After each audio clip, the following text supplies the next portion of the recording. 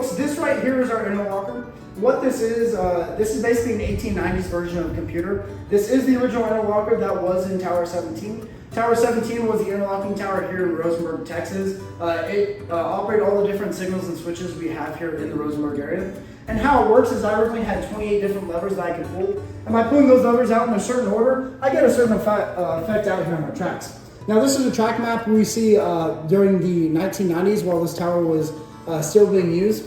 If you can see right here where kind of track K, there's not a white line like in the middle of the rest of them. That represents the modern day CPKC Rosenberg sub, which was abandoned by the Southern Pacific in 1996 and would be re-brought back into service by the later Kansas City Southern back in about 2005 to 2006. But I'm going to show you all this. So if we look right up here, we have a little cheat sheet that was used by the actual railroaders that operated this tower. And let's say I need to get a track from track H to track B, which is in the top left portion that says SP eastward. And how that works is I need to pull out levers 8 and 2 in the same order as on that paper.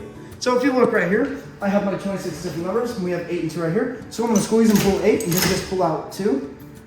By pulling out those levers in that order, we now have 3 different signals pop up here on our track map. These 2 red signals here and here tell our south, north, and westbound trains that they all have to stop before passing the red signals. And this green signal here at number 2 tells our eastbound trains not to proceed.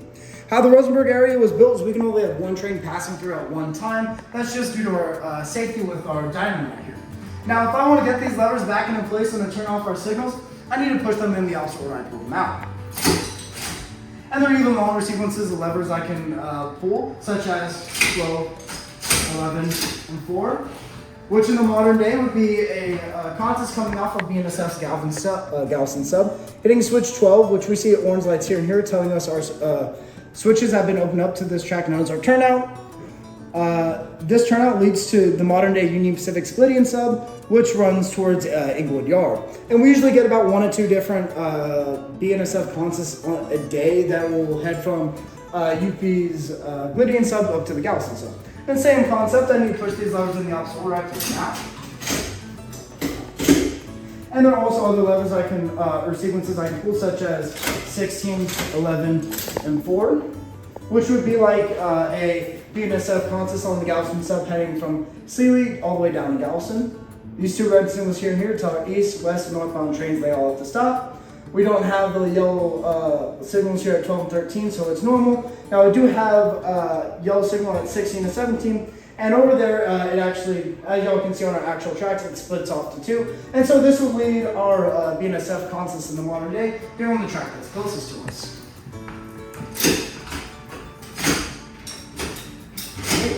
There we go. Here it comes. Look! Gates are going down! Yes! Jordan! Woo! You can see it in the distance. Yes, you can! I'm gonna do a close-up right up to the person. It's a Union Pacific! Union Pacific. Here Hold on tight. we go! Hold on tight! There it is.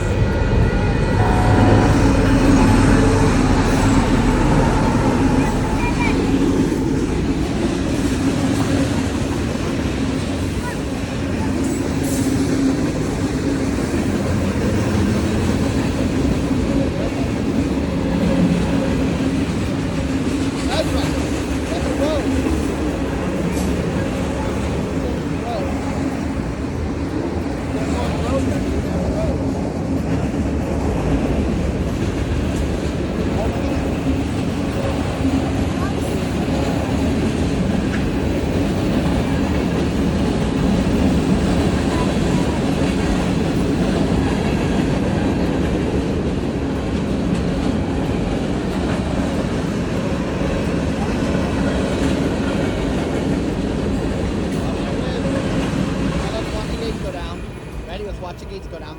Let's watch the gates go down. Or up, back up, I mean. You gotta get out of the road. There's cars. You're in the road. Look.